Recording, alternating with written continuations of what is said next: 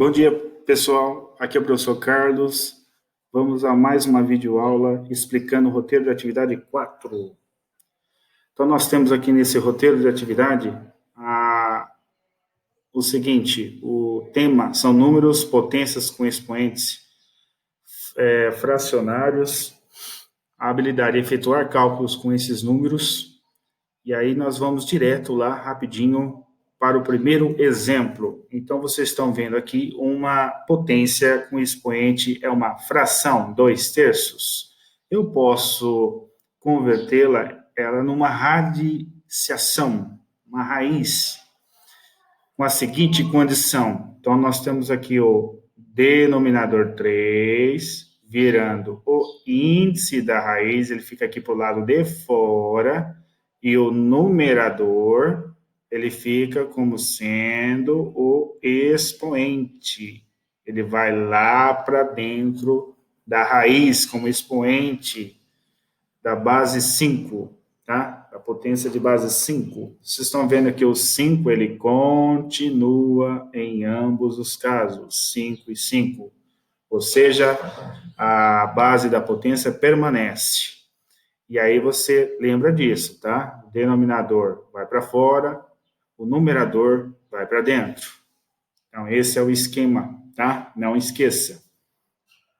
Aqui tem vários exemplos, aí nós temos a atividade 1. A atividade 1 fala: você acha que existe relação entre radiciação e potenciação? Resposta: sim. E qual é essa relação? A radiciação e a potenciação são operações inversas.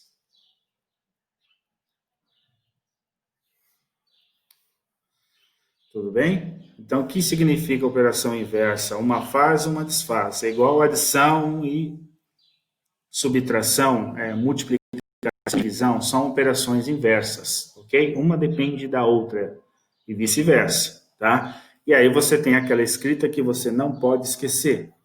O A, vamos supor que eu tenho aqui uma potência de base A, o expoente escrito nesse formato, m sobre n, ou seja, uma fração, ela pode ser transformada numa raiz enésima de A elevado a m.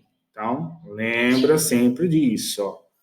O denominador vai ser o índice da raiz, ele fica fora, e o numerador, ele vai ficar aqui dentro, como expoente da potência, tá? Então, não esqueça disso aí.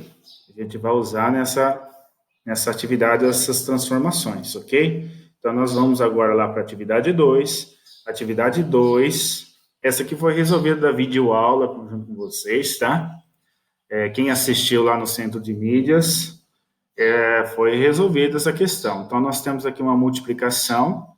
Eu vou aqui mudar de cor. Eu tenho m elevado a 2/3. Vou multiplicar por m elevado a 3/2. Não sei se vocês lembram da propriedade de potências de mesma base.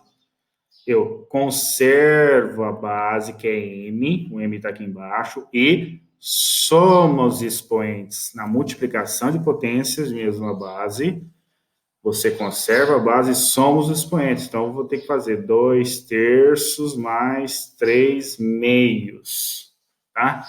E aí, como que eu somo essas duas frações?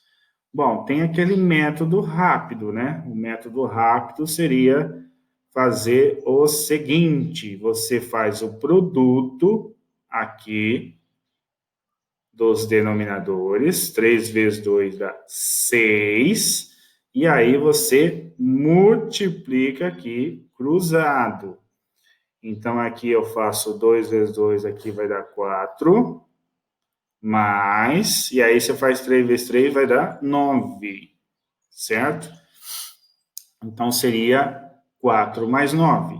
Então, eu chegaria no resultado, a fração seria 4 mais 9, 13 sextos. 13 sextos, e aí eu tenho a potência escrita uma única, né? Uma única potência. As duas estavam aqui separadas, agora tem uma.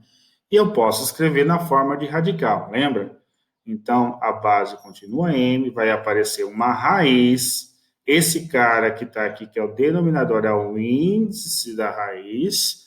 E esse cara, que é o numerador, é o 13, vai para dentro da raiz como expoente, tá? Da base m.